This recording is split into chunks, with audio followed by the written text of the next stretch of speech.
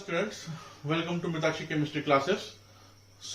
आज हम chemical bonding के सीरीज में आगे बढ़ते हुए छठे लेक्चर में पोलरिटी ऑफ बॉन्ड सीखेंगे। इसके पहले हमने बॉन्ड पैरामीटर्स में bond angle, bond length and bond enthalpy सीखी थी।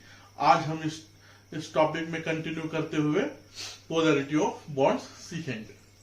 देखो, polarity of bond, polarity of bond, polarity of bond.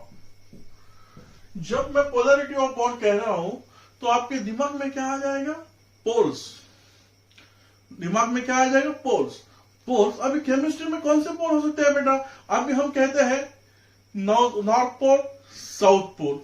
तो पोलरिटी में, केमिस्ट्री में जो बॉन्ड में जो पोलरिटी होगी बेटा, उसमें क्या हो जाएगा? एक पॉजिटिव एंड, एक निगेटिव एंड, एक पॉजिटिव एंड और एक निगेटिव एंड।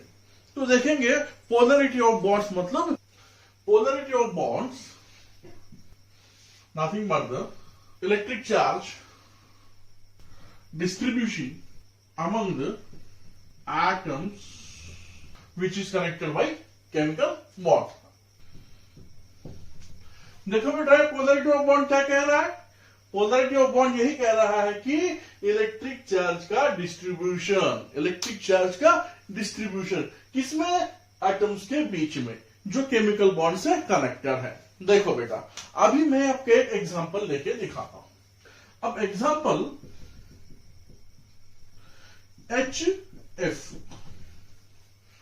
अब HF में देखोगे तो बेटा, इलेक्ट्रिक चार्ज का डिस्ट्रीब्यूशन हो रहा है। किस तरीके से हो रहा है? आप सभी को मालूम है, फ्लोरीन का इलेक्ट्रोनेगेटिविटी हाइड्रोजन से ज्यादा है। फ्लोरीन का इलेक्ट्रोनेगेटिविटी हाइड्रोजन से ज्यादा है। तो बेटा, इसमें देखो, हाइड्रोजन के ऊपर फ्लोरीन इलेक्ट्रोनेगेटिविटी की वजह से हाइड्रोजन के पास का इलेक्ट्रॉन खुद के पास खींच लेगा।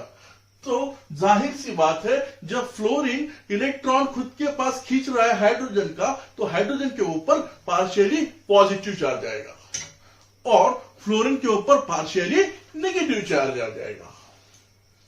Partially positive charge and partially negative charge. देखो बेटा, ये बॉन्ड क्या हो गया? पोलर हो गया। क्यों पोलर हो गया?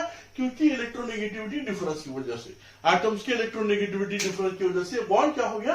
पोलर हो गया। तो इसी को हम क्या कहते हैं? पोलरिटी ऑफ बॉन्ड में इलेक्ट्रिक चार्ज का डिस्ट्रीब्यूशन हो रहा है। देखो, ये चार्ज का पार्शियल डिस्ट्रीब्यूशन हो रहा है। किसमें हो रहा है? एटम्स के बीच में, कनेक्टेड बाय बॉन्ड। ये दो एटम कनेक्टेड, ये दो एटम बॉन्ड से कनेक्टेड है, उनमें ये चार्ज का डिस्ट्रीब्यूशन हो रहा है। तो बेटा, जब पोलरिटी की बात आती है तो डायपोल मोमेंट की भी बात आती है। जब पोलरिटी की जब बात होगी, तब डायपोल मोमेंट की भी बात होगी। तो डायपोल मोमेंट क्या होता है? डायपोल मोमेंट क्या होता है? देखो, डायपोल मोमेंट जब पोलरिटी है, वो पोलरिटी डायपोल मोमेंट पजेस करती है। पोलरिटी क्या करती है? डायपोल मोमेंट पजेस कर लेती है, खुद अपना लेती है। तो डायपोल मोमेंट क्या है बेटा? Dipole moment magnitude of charge and distance का प्रोडक्ट है। मैग्नेटिक डायपोल मोमेंट क्या है? Magnitude of charge and distance का प्रोडक्ट है। अभी देखो बेटा, मैं क्या कहता हूं? डायपोल मोमेंट मैं क्या कह रहा हूं आपको? इस HF के मॉलिक्यूल में क्या है? Magnitude of charge, magnitude of charge. देखो, अब इस HF में आप देख रहे हो तो अभी चार्ज का सेपरेशन ऑलरेडी हमने इधर देखा है। फ्लोरीन के पास इलेक्ट्रोनेगेटिविटी ज्यादा है, इसी वजह से वो क्या कर रहा है बेटा? इलेक्ट्रॉन खींच रहा है। तो मैं वही बोल रहा हूं, magnitude of charge into distance, magnitude of charge into distance. अभी देखो, एक बार हम डायपोल मोमेंट का भी डेफिनेशन देखते हैं। Dipole moment is defined as positive and negative charges. देखो बेटा, डायपोल मोमेंट हम क्या बोल रहे हैं? Dipole moment is defined as magnitude of charge and distance, centre of positive and negative charge. देखो बेटा, अभी मेरे पास एक एटम है, मेरे पास एक मॉलिक्यूल है, डायटोमिक मॉलिक्यूल है, मेरे पास एक डायटोमिक मॉलिक्यूल है, वो पॉजिटिव है और एक नेगेटिव। जस्ट लाइक दिस, ये पार्शियली पॉजिटिव है, पार्शियली नेगेटिव है, इसी को मैं दर्शा रहा हूं ये चार्ज के फॉर्म में। नहीं तो ऐसा ऐसा करेंगे। अब वही क्या बोल रहे हैं, dipole moment, dipole moment is defined as magnitude of charge. किसका मैग्नीट्यूड? ये चार्ज का magnitude, magnitude of charge and distance between the centre of positive and negative charges, and इसके सेंटर का डिस्टेंस। तो डायपोल मोमेंट किसके ऊपर depend है बेटा? एक तो एक डिस्टेंस और दूसरा ये चार्ज। बात समझ में आ रही है? ये क्या बोल रहा है, मैग्नीट्यूड डायपोल मोमेंट किसके ऊपर डिपेंड है? ये सेंटर, ये distance between positive and negative charges का डिस्टेंस, और ये चार्जेस, ये चार्जेस। तो डायपोल मोमेंट क्या है? इस चार्जेस का और एक डिस्टेंस का प्रोडक्ट है। तो magnetic moment is nothing but the, magnetic moment किससे दर्शाते हैं? म्यू से दर्शाते हैं। इधर देखो, मैं इधर म्यू निकालता हूं, म्यू से दर्शाते हैं। तो magnetic moment mu is equal to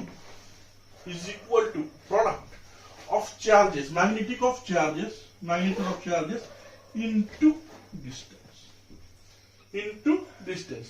Q is equal to magnitude of charge.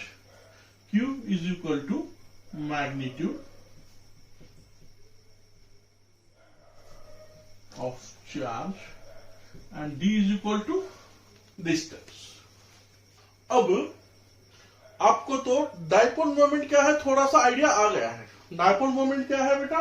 Product of magnitude of charge and distance between the positive, centre of positive and negative charges.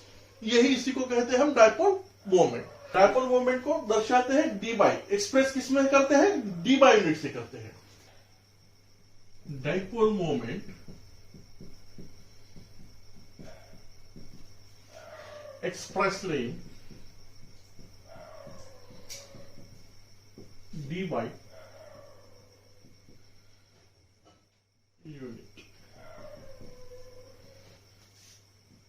D unit. For conversion,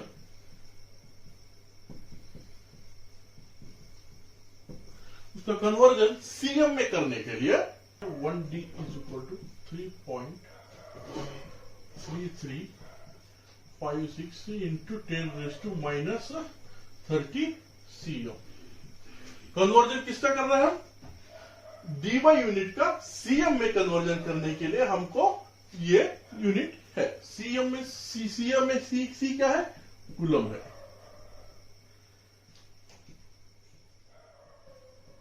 coulomb है। और M क्या है? Metre. M क्या है? Metre. अभी dipole moment में हमने क्या क्या सीख लिया है? डायपोल मोमेंट क्या है? Product of magnitude of charge and distance. देखो बेटा, अभी इसका हमने यूनिट में देखा है, अभी उसमें हम डीप जाते हुए ये भी पता करेंगे इसका एप्लीकेशन कैसे होता है। अब देखोगे तो बेटा, मैं एक एग्जांपल के थ्रू आपको समझाता हूं। हमारे पास एक एग्जांपल है HF। अब देखोगे तो डायपोल मोमेंट कौन सी? वेक्टर क्वांटिटी है। डायपोल मोमेंट क्या है? Vector quantity. उसमें वेक्टर क्वांटिटी का मतलब क्या होता है बेटा? देखो इधर अभी hydrogen fluorine atom, hydrogen fluorine molecule में हाइड्रोजन का एक इलेक्ट्रॉन और फ्लोरीन का एक इलेक्ट्रॉन। माना कि इसका हमारे पास ये एग्जांपल है हाइड्रोजन एंड फ्लोरीन का। अभी इसमें देखा जाए तो फ्लोरीन की इलेक्ट्रोनेगेटिविटी हाइड्रोजन से बहुत ज्यादा है, हाइड्रोजन से बहुत ज्यादा है। तो जाहिर सी बात है वो क्या करेगा? इलेक्ट्रॉन खींच लेगा। इलेक्ट्रॉन खींचने के बाद बेटा, इलेक्ट्रॉन खींचने के बाद अभी देखो वो खींचने का डायरेक्शन देखो बेटा। डाइपोल मोमेंट में वो डायरेक्शन बहुत इंपॉर्टेंट है। इलेक्ट्रॉन कौन खींच रहा है? फ्लोरीन खींच रहा है। इलेक्ट्रॉन कौन खींच रहा है? फ्लोरीन खींच रहा है। और वो जब खींचेगा तो उसके ऊपर कोई ना कोई चार्ज आ जाएगा। वो जब खींचेगा तो जाहिर सी बात है हाइड्रोजन डेल्टा पॉजिटिव होगा, ये डेल्टा नेगेटिव होगा। तो डाइपोल मोमेंट में ये चार्ज भी इंपॉर्टेंट है और उसका डायरेक्शन भी इंपॉर्टेंट है। क्या इंपॉर्टेंट है? चार्ज भी इंपॉर्टेंट है, चार्ज का मैग्नीट्यूड भी इंपॉर्टेंट है। एक चार्ज है तो चार्ज को भी कुछ ना कुछ मैग्नीट्यूड होगा, कुछ ना कुछ वैल्यू होगी, वो खींचने का भी कुछ ना कुछ वैल्यू होगी। तो इसमें बेटा ये मैग्नीट्यूड ऑफ चार्ज भी इंपॉर्टेंट है और उसका डायरेक्शन भी इंपॉर्टेंट है। समझ आ रही है बात? मैग्नीट्यूड ऑफ चार्ज भी इंपॉर्टेंट है और इसका डायरेक्शन भी इंपॉर्टेंट है। इसीलिए हम क्या कह रहे हैं? डाइपोल मोमेंट को वेक्टर क्वांटिटी कह रहे हैं। इसीलिए हम क्या कह रहे हैं? डाइपोल मोमेंट कौन सी है? Dipole moment is a vector quantity. Dipole moment is vector quantity. Vector quantity क्यों मैं बोल रहा हूं? क्योंकि इस मॉलिक्यूल में आप यदि अगर देखोगे तो ये मैग्नीट्यूड ऑफ चार्ज भी इंपॉर्टेंट है और उसका डायरेक्शन भी इंपॉर्टेंट है। अब एक एग्जांपल भी मैं देता हूं बेटा। जब आपके पापा कभी आपको थप्पड़ मारे होंगे तो आपको समझ आया होगा थप्पड़ का ताकत और उसकी डायरेक्शन, उसके ऊपर हमको थप्पड़ कितनी जोर से लगी हुई है यह तय होता है। यदि अगर थप्पड़ की डायरेक्शन भी सही हो, सटीक हो और पप्पा ने लगाया जो फोर्स भी ज्यादा हो तो थप्पड़ जाहिर सी बात है हमको जोर से लगेगी। तो यही निष्कर्ष है। इधर कैसा है? मैग्नीट्यूड ऑफ चार्ज भी इंपॉर्टेंट है और इसका डायरेक्शन भी इंपॉर्टेंट है। इसलिए हम उसको क्या कर रहे हैं? वेक्टर क्वांटिटी कह रहे हैं। समझ में आया बेटा बात? तो अभी और एक हम एग्जांपल के थ्रू अभी और थोड़ा हम समझ लेंगे। उसके पहले dipole moment is directly proportional to electronegativity difference. Electronegativity difference देखो, dipole moment is directly proportional to electronegativity difference।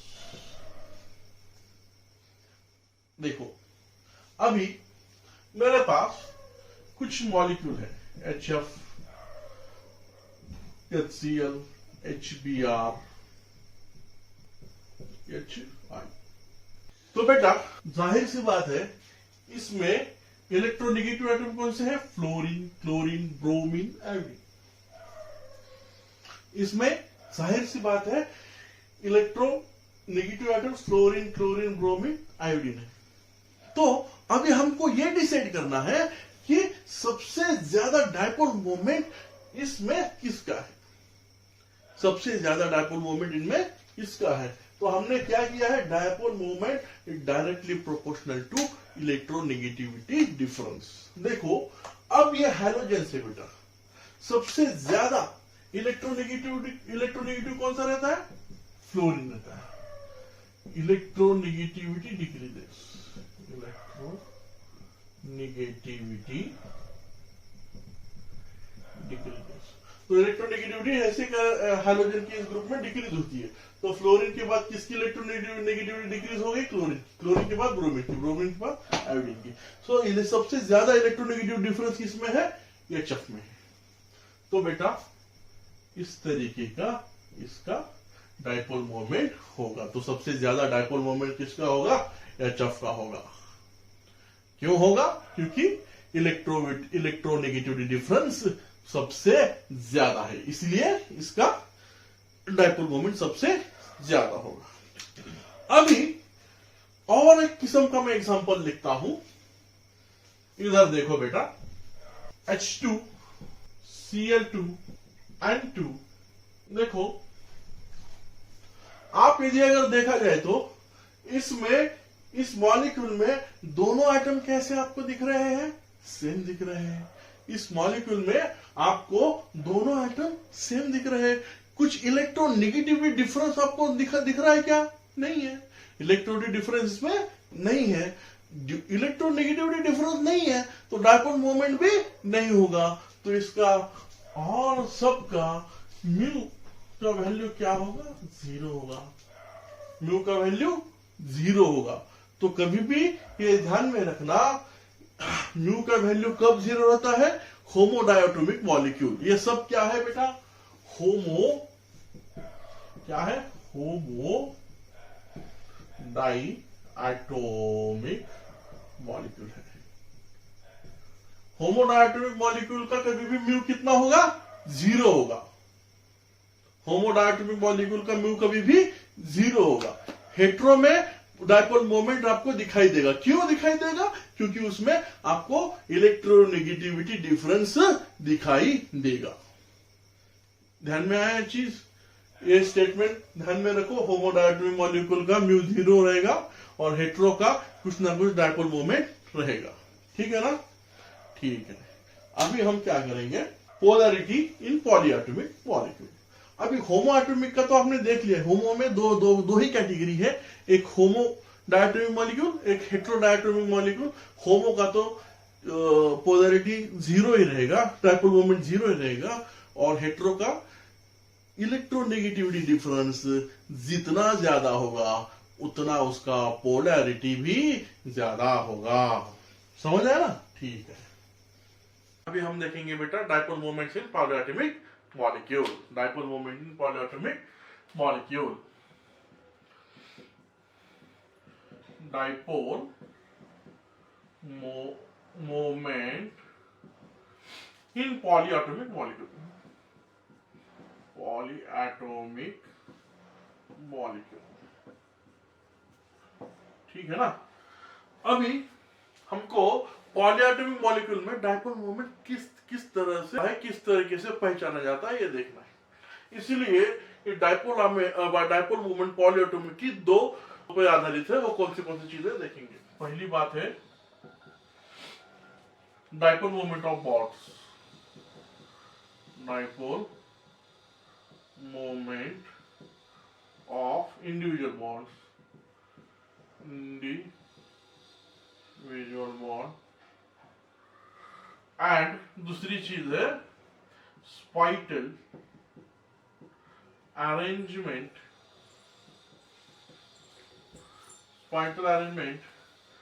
Of bonds in molecule. और तीसरा छोटा पॉइंट है डायपोल मोमेंट्स पॉलीएटॉमिक मॉलिक्यूल में निकालने के लिए क्या करना पड़ेगा? सम ऑफ वेक्टर्स। ठीक है? ये 2-3 चीजें क्या है अभी हम एग्जांपल के थ्रू देखेंगे बेटा। तो पहला एग्जांपल हम लेंगे वाटर का। अब जब मैं वाटर का एग्जांपल ले रहा हूं तो अभी आपको सबसे इंपॉर्टेंट और सबसे महत्वपूर्ण चीज क्या है इसमें? आपको वाटर का स्ट्रक्चर मालूम होना चाहिए। तो वाटर का स्ट्रक्चर कुछ इस प्रकार से है मित्रों, कुछ इस प्रकार से, और ऑक्सीजन के ऊपर 2 लोन पेयर। ठीक है ना? इसको हम क्या कहेंगे? बेंट स्ट्रक्चर कहते हैं। क्या कहते हैं? Bent structure. अभी हम सबको मालूम है ये जो हम एरो देने वाले हैं वो एरो कहां से कहां जाएगा बेटा? लेस इलेक्ट्रोनेगेटिव से हाई इलेक्ट्रोनेगेटिव एटम की तरफ जाएगा। अभी मैं इधर 2 एरो निकाल लूंगा। 2 एरो मैं निकाल रहा हूं। क्यों? क्योंकि एक एरो इस OH के लिए, एक एरो इस OH के लिए। ये दोनों बॉन्ड में आप देखोगे तो दोनों बॉन्ड में आप पाओगे कि हाइड्रोजन क्या है? लेस इलेक्ट्रोनेगेटिव है। किससे? ऑक्सीजन से। जब हाइड्रोजन लेस इलेक्ट्रोनेगेटिव है ऑक्सीजन से, इसका मतलब हमारा एरो हाइड्रोजन की तरफ से ऑक्सीजन की तरफ जा रहा है। ठीक है ना? तो देखो दोनों का डायरेक्शन क्या है? दोनों का डायरेक्शन क्या है बेटा? सेम है ना? दोनों का डायरेक्शन कैसा है बेटा? दोनों का डायरेक्शन कैसा है बेटा? सेम है। सेम है ना? दोनों का डायरेक्शन कैसा है? सेम है। तो इसका मतलब इसका और इसका एडिशन करने के बाद हमको म्यू क्या मिलना चाहिए? म्यू क्या मिल रहा है? 1.85 dy, 1.85 dy। समझ आया? अभी इसका क्या कर रहे हैं हम? इसका और इसका क्या कर रहे हैं? सम। ये वेक्टर्स का क्या कर रहे हैं? सम कर रहे हैं। और स्पाइटल अरेंजमेंट ऑफ बॉन्ड मतलब तुमको क्या है, कौन सा भी एग्जांपल का तुम्हारा उसका स्ट्रक्चर निकालने को आना चाहिए, मतलब उसके बॉन्ड की स्पाइटल अरेंजमेंट तुमको निकालने के लिए आनी चाहिए। उसके ऊपर तुम्हारा ये डायपोल मोमेंट अवलंबन है, उसके ऊपर तुम्हारा डायपोल मोमेंट निर्भर है। ठीक है ना? ठीक है। और अच्छे से समझने के लिए और हम कुछ एग्जांपल लेंगे बेटा। BEF2 देखो बेटा, BEF2 का जो स्ट्रक्चर है वो लीनियर है। BEF2 का स्ट्रक्चर जो है वो कैसा है? लीनियर है। और मैं आपको एक चीज यहां पर बताना चाहता हूं, एक चीज इधर मैं बॉक्स में लिखता हूं। If molecule possesses symmetry, then dipole moment will be 0. Then that is dipole moment is equal to 0। जिसके मॉलिक्यूल में सिमेट्री है, सिमेट्री कह रहा हूं, समझ आया? तो सिमेट्री जहां जहां आएगी वहां वहां तुम्हारा डायपोल मोमेंट क्या आएगा बेटा? 0 आ जाएगा। अब देखो, ठीक है, इस पे भी एक सिमेट्री है, वो बात करेंगे, लेकिन आप इसमें देखोगे तो हमारा एरो का डायरेक्शन कहां से कहां जाएगा बेटा? लेस इलेक्ट्रोनेगेटिव से मोर इलेक्ट्रोनेगेटिव की तरफ। यहाँ पे लेस इलेक्ट्रोनेगेटिव कौन सा है? बेरिलियम है। बेरिलियम से फ्लोरीन की तरफ बेटा।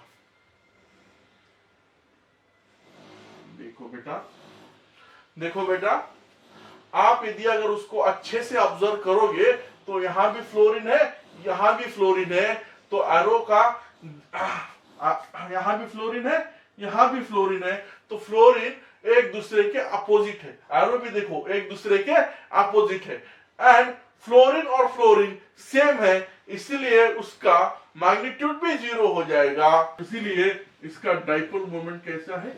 0 है। मतलब क्या है? एरो कैसा है? इक्वल एंड अपोजिट है बेटा। एरो कैसे है? इक्वल एंड अपोजिट है। कैसा है? इक्वल एंड अपोजिट है। Equal and opposite. इक्वल क्यों होगा बेटा? क्योंकि दोनों भी साइड फ्लोरीन है ना, दोनों भी साइड फ्लोरीन है, तो जो भी ये भी फ्लोरीन उतनी ही ताकत से खींचेगा, ये भी फ्लोरीन उतनी ही ताकत से खींचेगा, तो दोनों को खींचने का ताकत भी सेम हो जाएगा, इसलिए इक्वल है। और इसलिए और इनका डायरेक्शन अपोजिट है। जब जब इक्वल एंड अपोजिट होगा तब तक म्यू का वैल्यू क्या होगा? 0 होगा। और ये तो बात हो गई, लेकिन मैं एक ट्रिक आपको कह रहा हूं। एक ट्रिक क्या है? जब जब तुम्हारा मॉलिक्यूल क्या करेगा? सिमेट्री पोजेस करेगा। अभी ये सिमेट्री है बेटा, तुम बी को बीच में से काटोगे तो आपको सेम मिलेगा काटने के बाद, ठीक है ना? यहां भी फ्लोरीन, इस साइड में फ्लोरीन मिल रहा है, इस साइड में फ्लोरीन मिल रहा है, बीच में से तुम अच्छे से इधर काटोगे तो आपको क्या मिल रहा है? सेम मिल रहा है। तो उस मामले में आपको क्या? म्यू इज इक्वल टू 0 लिखना। बात समझ आई? ठीक है। कुछ चीजें क्लियर करने के लिए और एक हम एग्जांपल ले लेंगे। BF3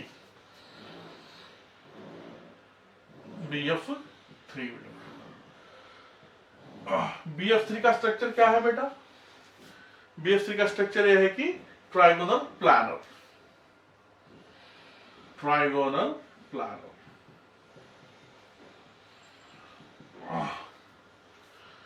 अब BF3 में अब जब देखोगे तो बोरॉन बीच में है, फ्लोरीन उसके बाजू में है, तो आप सभी को मालूम है बोरॉन और फ्लोरीन में इलेक्ट्रोनेगेटिविटी किसकी ज्यादा है? फ्लोरीन की ज्यादा है। किसकी ज्यादा है? फ्लोरीन की। तो एरो कहां से कहा जाएगा बेटा? बोरॉन से फ्लोरीन जाएगा। एरो कहां से जाएगा? बोरॉन से फ्लोरीन के पास जाएगा। देखो बेटा, इसमें जो है मैं इधर नेमिंग दूंगा, ये ए वाला, ये बी वाला, ये सी वाला। ये ए वाले आरो को अपोजिट कौन कर रहा है? बी और सी है। देखो ए वाला का मैं निकाल रहा हूं। ए वाले के लिए कैसा है? ऐसा है, बराबर। जो ए वाले को ये बी और सी अपोज कर रहे हैं। किसको? इसको। ये बी और सी किसको अपोज कर रहे हैं? ये ए वाले को अपोज कर रहे हैं। वो कैसे अपोज कर रहे हैं? इक्वल एंड अपोजिट अपोज कर रहे हैं, इक्वल एंड अपोजिट। देखो बेटा, ये ए वाले को ये बी और सी अपोज कर रहे हैं, ये बी वाले को ए और सी अपोज कर रहे हैं, और सी वाले को बी और ए अपोज कर रहे हैं।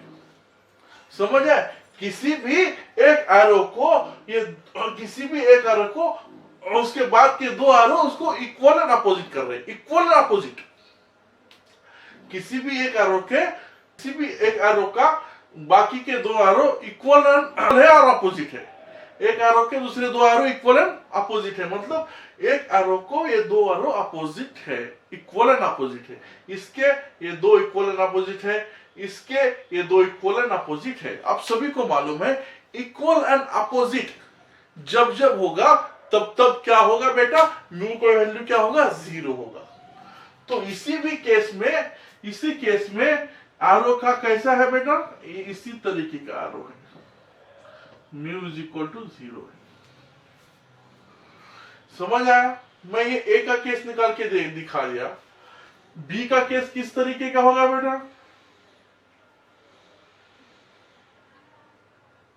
इस तरह का बी का केस होगा। ये बी है, ये ए है, और इसी को इधर सी है।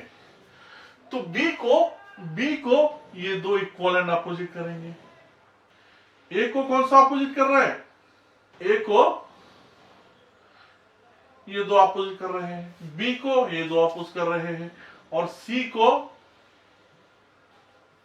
इधर ही निकालता हूं, सी को ये दो अपोज कर रहे हैं। तो ए को ये दो अपोज कर रहे हैं, बी को ये दो अपोज कर रहे हैं, सी को ये दो अपोज कर रहे हैं। इसका मतलब क्या है?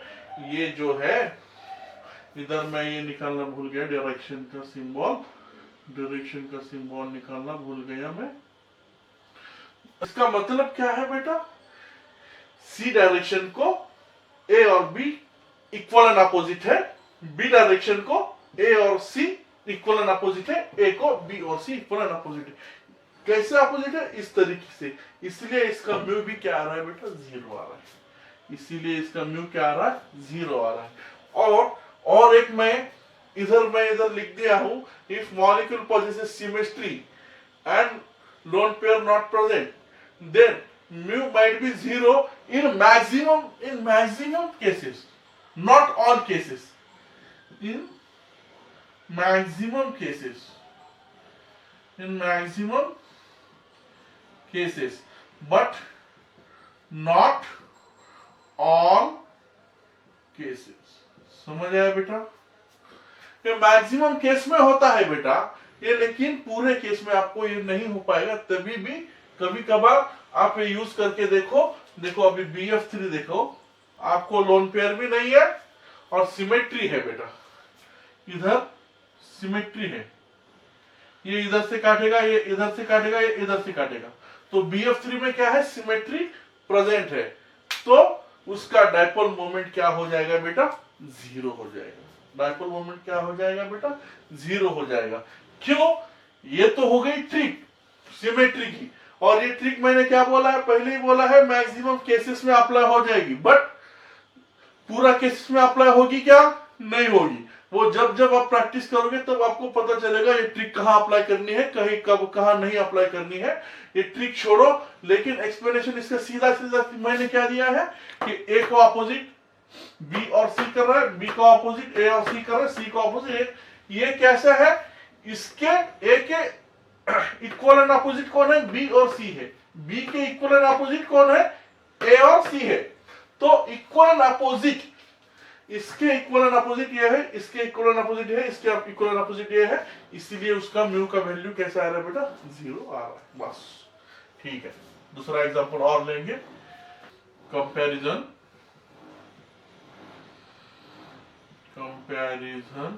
ऑफ NH3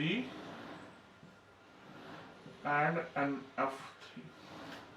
ऐसे अगर देखा जाए तो आपको समझ आएगा, हम क्या बोलेंगे, अरे NF3 का तो डायपोल मोमेंट ज्यादा होगा, NF3 का तो डायपोल मोमेंट ज्यादा होगा, लेकिन आप अच्छे से उसका स्ट्रक्चर आप उसका स्ट्रक्चर निकाल के देखेंगे तो आपको पता चलेगा एक्चुअली में इसमें क्या होता है।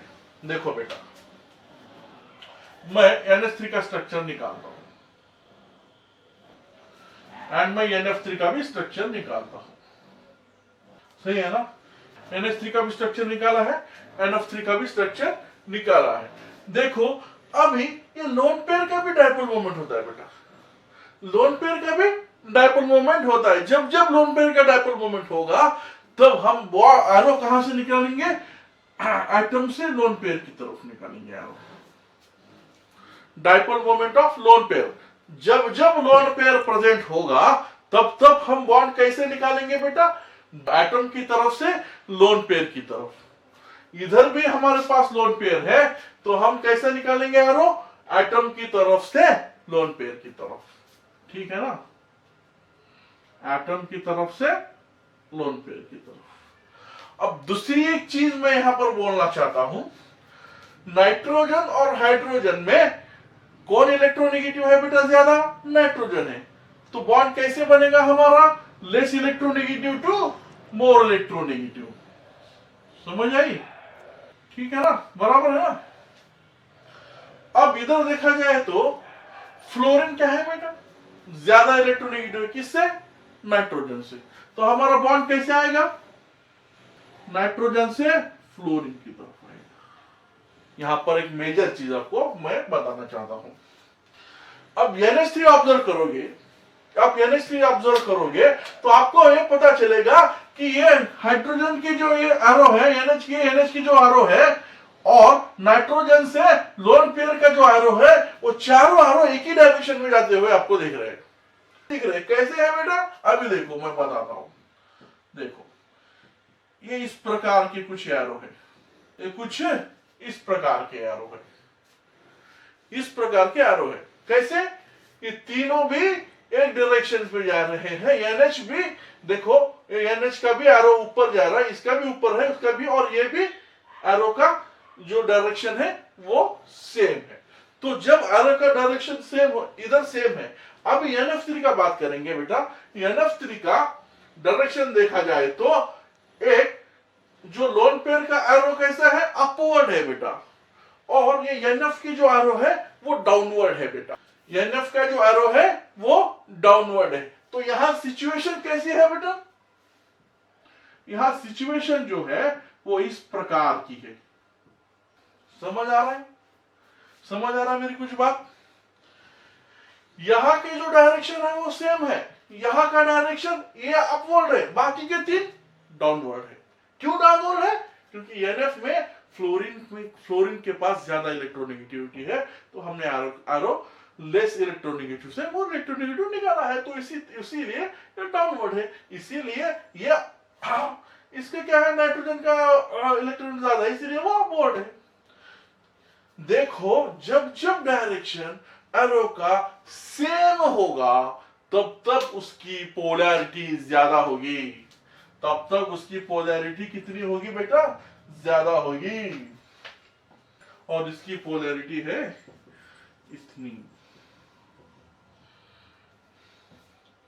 देखो अब तक तो आप देखने से क्या कोई भी बोलेगा सर NF3 की ज्यादा हो सकती है, नहीं है बेटा, NF3 की ज्यादा नहीं है। देखो NH3 की पोलैरिटी NF3 से ज्यादा है, NH3 की पोलैरिटी NF3 से ज्यादा है। क्यों ज्यादा है बेटा, ये देखो डायरेक्शंस ऑफ एरो, ये डायरेक्शंस ऑफ एरो तुम्हारी यहां पर पोलैरिटी डिसाइड कर रहे हैं।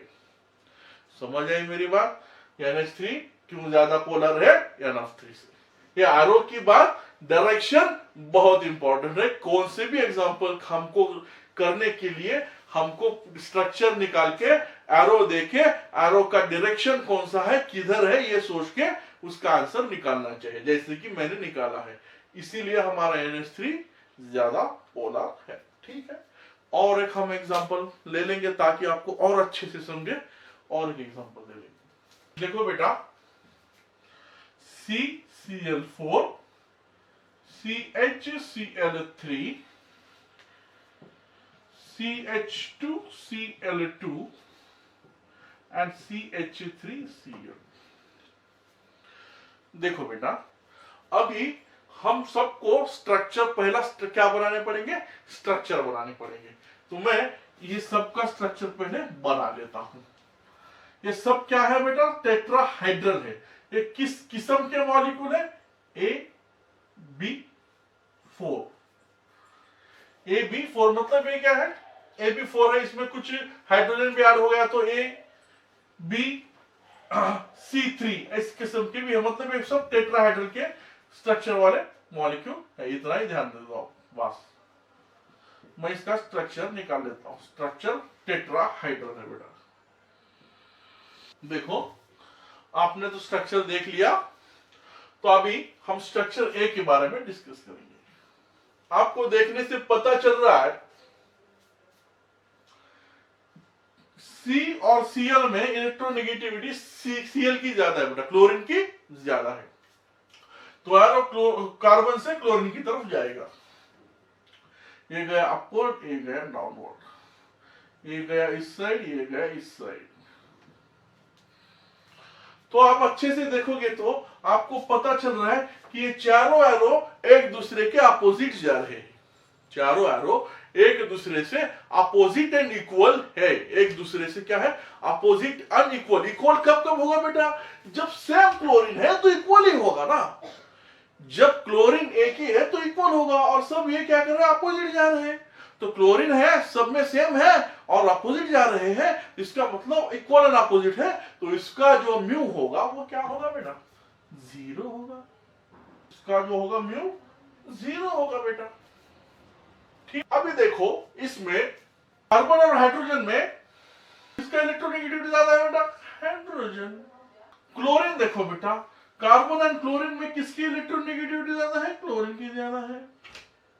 अभी देखा जाए तो क्लोरीन ये तीनों भी सेम डायरेक्शन में है और हाइड्रोजन उनके साथ ही है। लेकिन बेटा ये क्लोरीन क्या कर रहे हैं, पोलैरिटी एक दूसरे से इलेक्ट्रॉन खींचने का काम कर रहे हैं। क्लोरीन एक दूसरे से इलेक्ट्रॉन खींचने का काम कर रहा है और हाइड्रोजन एक ही है जो कि इलेक्ट्रॉन कार्बन को दे रहा है। हाइड्रोजन एक ही है जो इलेक्ट्रॉन कार्बन, हाइड्रोजन एक ही है जो कार्बन उससे इलेक्ट्रॉन खींच रहा है। बाकियों में कार्बन से क्लोरीन इलेक्ट्रॉन खींच रहे हैं। बात समझ में आई? बाकियों क्लोरीन इलेक्ट्रॉन कार्बन से खींच रहा है और हाइड्रोजन ओनली इलेक्ट्रॉन यहां पर दे रहा है कार्बन को। इसीलिए इनमें पोलैरिटी तो होगी, पोलैरिटी तो होगी, क्योंकि देखो इसमें देखो ये और ये इक्वल एंड अपोजिट है। फर्स्ट इसमें क्या है, ये और ये इक्वल एंड अपोजिट है। अब रही इन दोनों की बात, जब इन दोनों की बात रही है तो हाइड्रोजन दे रहा है, क्लोरीन ले रहा है, इसके लिए इसमें कुछ ना कुछ पोलैरिटी है। मगर कितनी है ये देखेंगे, इसकी पोलैरिटी है 1.02। देखो इसमें देखो, छोड़ दो पूरा, इस पे मैं जो बोल रहा हूं इस पे ही ध्यान दो। अभी इसमें ये और ये क्या है, अपोजिट है। ये और ये क्या है, इक्वल एंड अपोजिट है। तो पोलैरिटी कौन डिसाइड कर रहा है बेटा, यही बॉन्ड डिसाइड कर रहा है। हाइड्रोजन क्या कर रहा है, इलेक्ट्रॉन दे रहा है, क्लोरीन ले रहा है, ये सेम साइड में है, इसीलिए ये सेम साइड में है, ये अपोजिट साइड में है, इसीलिए थोड़ी सी पोलैरिटी इसमें आ गई है। थोड़ी सी आ गई, क्यों आ गई है, क्योंकि ये दो ही बॉन्ड में सेम डायरेक्शन है, बाकी के दो बॉन्ड में अपोजिट डायरेक्शन है। अभी देखो इसमें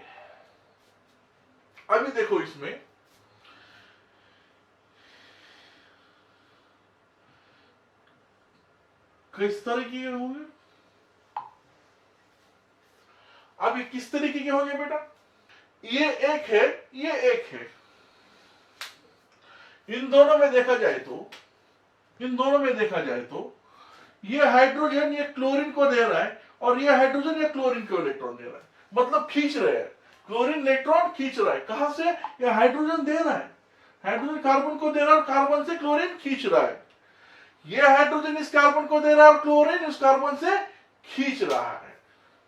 तो बेटा ये इसको दे रहा है, ये इसको दे रहा है। पहले क्या होता था, सिर्फ एक ही हाइड्रोजन एक क्लोरीन को देता था, अभी दो हाइड्रोजन दो क्लोरीन को दे रहे हैं। इसका मतलब इसकी पोलैरिटी उससे थोड़ी सी ज्यादा होगी और इसकी पोलैरिटी कितनी होगी, 1.55।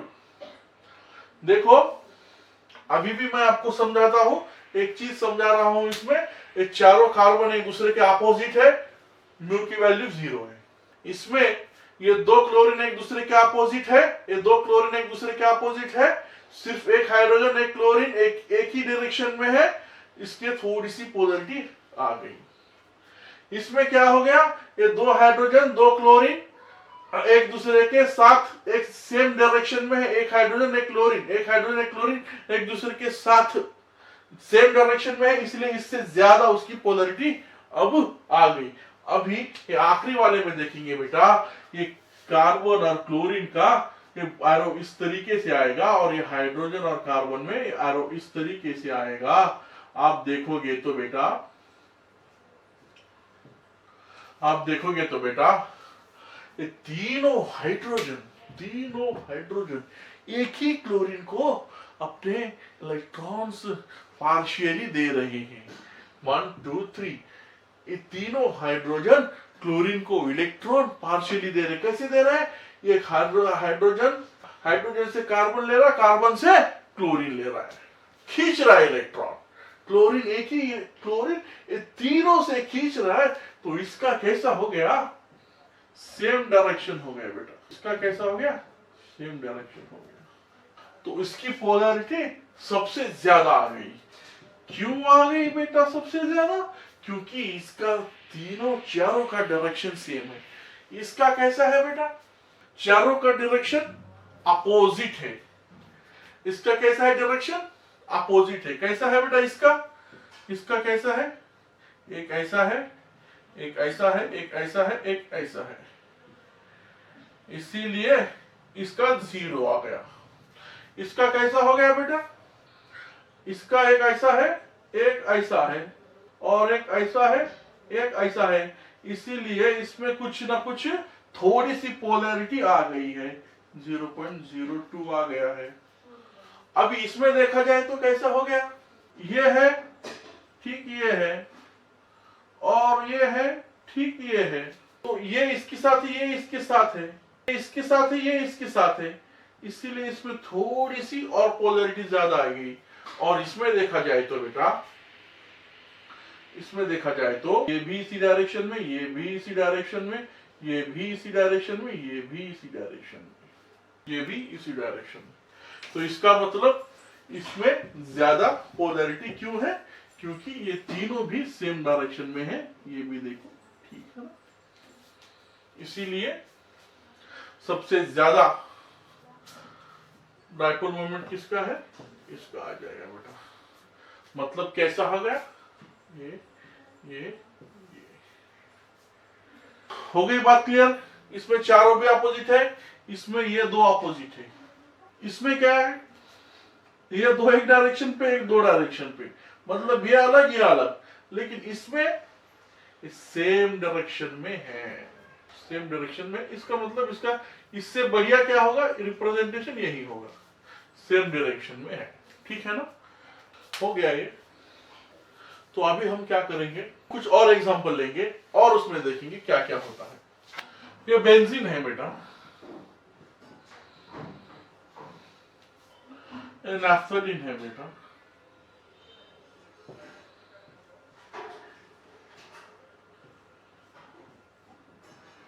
इसमें ना लोन पेयर है ना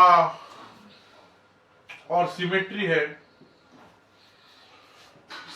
है, इसलिए इनका डाइपोल मोमेंट क्या है बेटा, 0।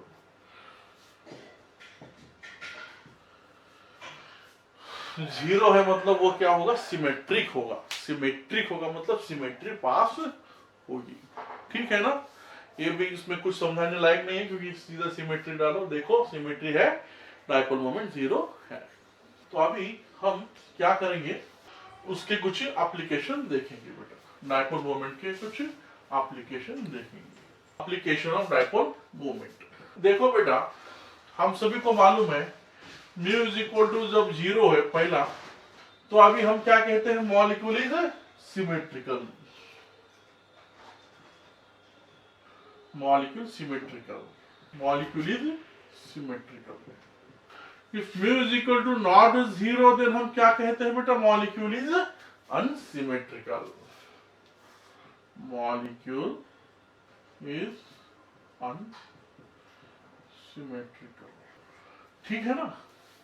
दूसरा है इसका एप्लीकेशन बेटा, डिस्टिंग्विश सी सॉर्ट स्टार। ये म्यू 0 है तो हम क्या करेंगे, मॉलिक्यूल सिमेट्रिकल है अनसिमेट्रिकल है, ये इसका एक एप्लीकेशन है, वो डिटरमाइन कर सकते हैं। Mu is equal to not 0 है तो हम क्या करेंगे, मॉलिक्यूल अनसिमेट्रिकल है, ये भी हमको समझ आएगा। दूसरा एप्लीकेशन है कि हम सीस और ट्रांस को डिस्टिंग्विश कर सकते हैं। Cis and trans can be distinguish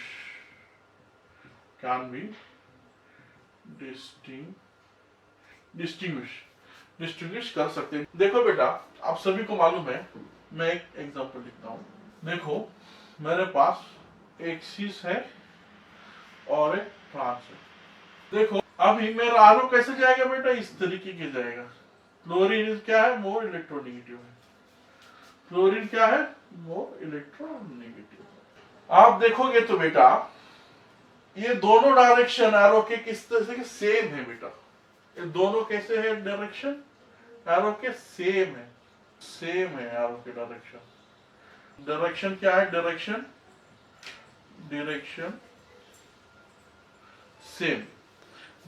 same है तो mu is equal to not, मतलब इसमें कुछ ना कुछ पोलैरिटी है। अब ट्रांस में देखो बेटा, ये 2 क्लोरीन है और 2 क्लोरीन के ये 2 एरो इक्वल है ना अपोजिट है। क्या है, इक्वल है अपोजिट। ये देखो ये इस साइड जा रहा है, वो उस साइड जा रहा है, अपोजिट है। एंड क्लोरीन की वजह से इक्वल है, वो इक्वल एंड अपोजिट है, तो इनका जाहिर सी बात है म्यू इज इक्वल टू क्या आ जाएगा बेटा, 0 आ जाएगा। तो इससे हम कह सकते हैं यदि अगर म्यू की वैल्यू 0 है तो वो क्या हो जाएगा बेटा, ट्रांस हो जाएगा, और म्यू की वैल्यू 0 नहीं है तो वो क्या हो जाएगा बेटा, सीस हो जाएगा। ठीक है ना। तीसरा एप्लीकेशन देखते हैं। If 2 groups have opposite inductive effect, then trans isomer have more dipole moment. तो ट्रांस आइसोमर है मोर डाइपोल मोमेंट। देखो बेटा अभी मेरे पास एक एग्जांपल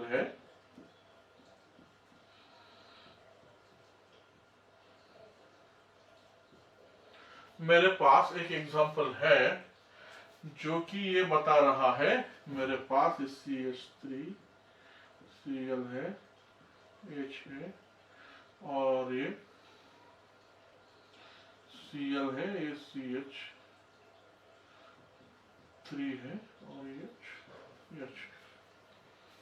अभी देखो बेटा ये पॉजिटिव इंडक्टिव इफेक्ट दिखाता है CH3, तो इसका एरो किस तरीके से होगा बेटा, इसमें डबल बॉन्ड में क्या है, इलेक्ट्रोनेगेटिविटी में डबल बॉन्ड में क्या है, एस कैरेक्टर ज्यादा है, और इसमें क्या है, डबल बॉन्ड में क्या है, इसका हाइब्रिडाइजेशन sp2 है, इसका क्या है sp3 है। तो जितना ज्यादा एस कैरेक्टर उतना ज्यादा इलेक्ट्रोनेगेटिविटी।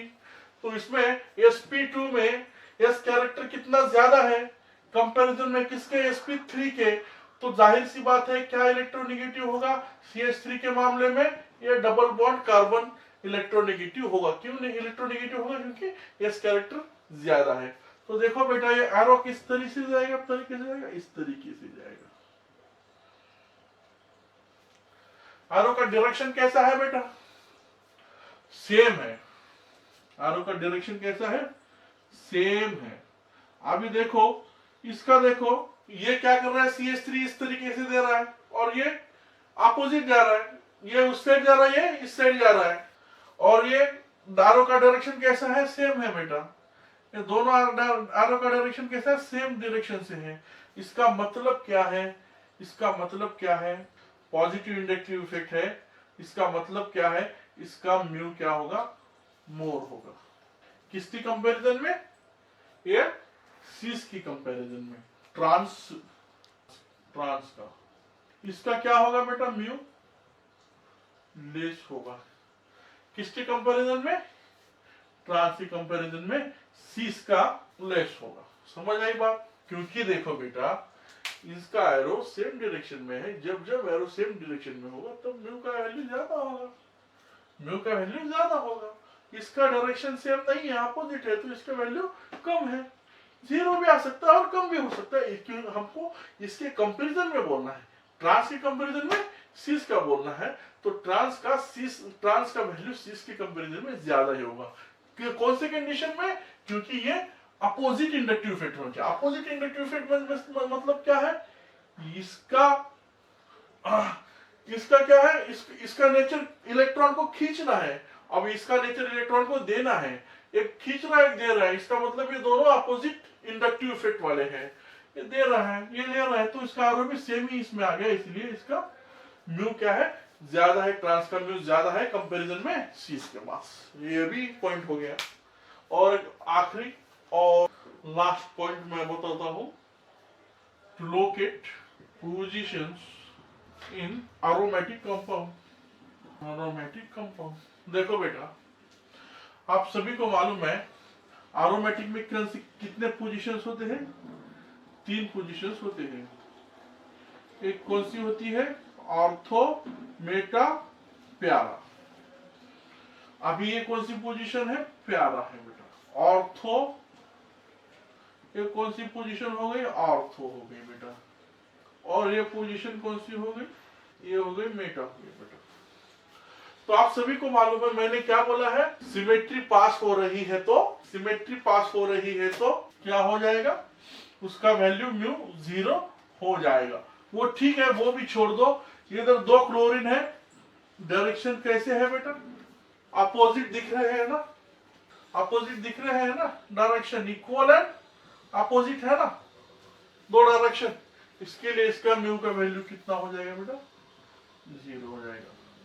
लेकिन इस केस में ये है क्या, इस केस में कैसा है बेटा, इस केस में दोनों की डायरेक्शन तकरीबन सेम जैसी है, लेकिन इसकी क्या है, टोटली अपोजिट है। जब जब इक्वल एंड अपोजिट होगा तब तक म्यू का वैल्यू क्या आ जाएगा, 0 आ जाएगा। लेकिन इन दोनों का म्यू का वैल्यू 0 आएगा क्या, नहीं आएगा। इसीलिए तुम क्या कर सकते हो, आइडेंटिफाई कर सकते हो कि म्यू का वैल्यू 0 है, मतलब जो सब्स्टिट्यूएंट्स है वो पैरा को लगे हैं। म्यू का वैल्यू 0 नहीं है, मतलब सब्स्टिट्यूएंट जो लगे हैं वो या तो ऑर्थो में लगे हैं या तो मेटा में लगे हैं। क्यों, क्योंकि उसका म्यू का वैल्यू 0 नहीं है। इसका म्यू का वैल्यू 0 है तो क्या कर सकते हो, तुम डायरेक्टली बोल सकते हो इसका मतलब हमारे जो सब्स्टिट्यूएंट्स है वो पैरा को लगे हुए। क्यों लगे हुए, क्योंकि ये opposite direction, equal and opposite direction में एरो है, इसलिए म्यू का वैल्यू इसका 0 है।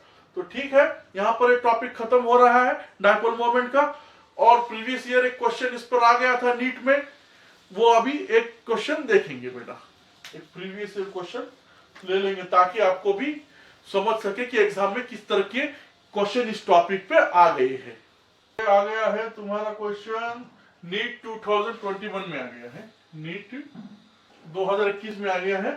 Which molecule is non polar, identify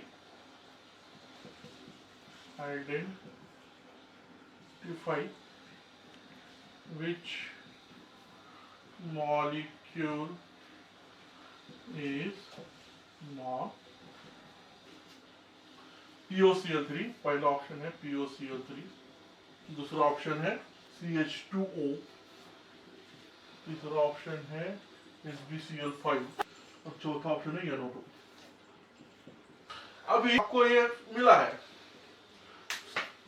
question, तो सबसे पहले यदि अगर अच्छे से जाना हो तो सबसे पहले इन सबका आपको स्ट्रक्चर मालूम होना चाहिए। कैसे? POCl3 ये स्ट्रक्चर होगा, CH2O मतलब कौन सा स्ट्रक्चर है बेटा? कुछ इस तरीके का स्ट्रक्चर होगा। SbCl5 का TBP स्ट्रक्चर रहता है बेटा। कैसा रहता है? TBP मतलब ट्राइगोनल बाइपिरामिडल रहता है। और NO2 का कैसा रहता है बेटा? ठीक है ना? ठीक है ना बेटा? तो अभी देखा जाए तो यहां पर नॉन पोलर मतलब नॉन पोलर मॉलिक्यूल कौन सा है? नॉन पोलर मतलब जिसमें पोलैरिटी नहीं है, पोलैरिटी नहीं है। तो इसीलिए सबसे इसका एक ट्रिक मैं बोलता हूं बेटा, ऐसे क्वेश्चन का एक ट्रिक होता है। उस ट्रिक में देखना है सबसे 4 ऑप्शन में ऐसा कोई मॉलिक्यूल है क्या कि उसके सराउंडिंग में ओनली एक ही एटम है, सेम एटम है। 1 2 3 4 एक ट्रिक है। हाँ ट्रिक है, हर क्वेश्चन को अप्लाई नहीं हो सकती, मैक्सिमम 99% क्वेश्चन को अप्लाई होगी, एक आध उसको एक्सेप्शन भी होगा। लेकिन ये ट्रिक देखो, ऐसे सिचुएशन में ऐसे क्वेश्चन में आपको यह देखना है कि कोई भी सेंट्रल एटम के सराउंडिंग में सेम ही एलिमेंट है क्या। अभी इसमें देखा जाए तो इसका सेंट्रल एटम फास्फोरस है, फास्फोरस के बाद सराउंडिंग में 2 किस्म के एटम है, एक ऑक्सीजन है, एक क्लोरीन है। इसमें सेंट्रल एटम कार्बन है, कार्बन के सराउंडिंग में एक हाइड्रोजन है, एक ऑक्सीजन है, 2 किस्म के हैं। इसमें देखा जाए तो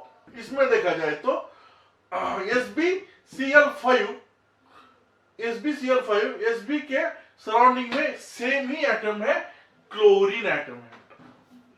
Sb के सराउंडिंग में एक ही एटम दिख रहा है, क्लोरीन एटम दिख रहा है। और दूसरा क्या है? नाइट्रोजन है, नाइट्रोजन के भी सराउंडिंग में क्या है बेटा? एक ही एटम दिख रहा है, NO2। अभी इस केस में आपको देखने के बराबर ये तुम्हारे 2 ऑप्शन उड़ गए, अभी आपको इसमें ही सोचना है, SbCl5 और NO2 में सोचना है। जब आप इसमें देखोगे बेटा तो आपको समझ आएगा कि SbCl में आपको मैं पहले ही बता दिया था, एक TBP ट्राइगोनल बाइपिरामिडल का BF3 का, तो उसी तरीके का ये SbCl3 का मैं बोल।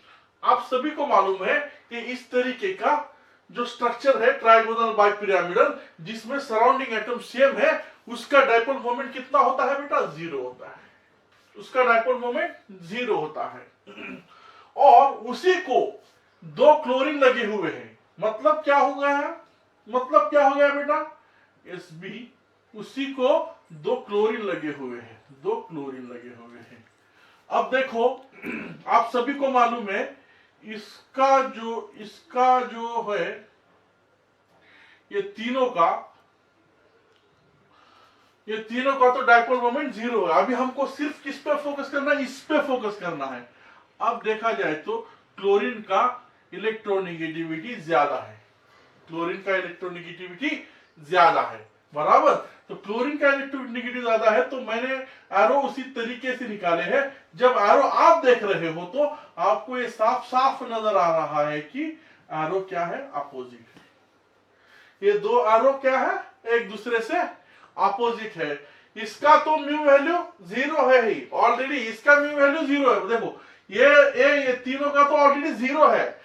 अभी ये दोनों का भी आपको क्या दिख रहा है? अपोजिट दिख रहा है। तो इसका मतलब क्या हो गया बेटा? इसका डाइपोल मोमेंट क्या आ गया? 0 आ गया। इसका डाइपोल मोमेंट क्या आ गया? 0 आ गया। इसका डाइपोल मोमेंट 0 आ गया, मतलब ये मॉलिक्यूल तुम्हारा क्या हो गया? नॉन पोलर हो गया। समझ आई बात? अब रही बात, तुम्हारा तो आंसर मिल गया SB5। आपको ये भी बोल दिया कि मैंने ये तो क्यों नहीं है, ये तो देखने के बराबर ही आपको समझ आना चाहिए कि उसमें सेम एटम ही नहीं है सराउंडिंग में, तो ये तो दो पहले ही गए।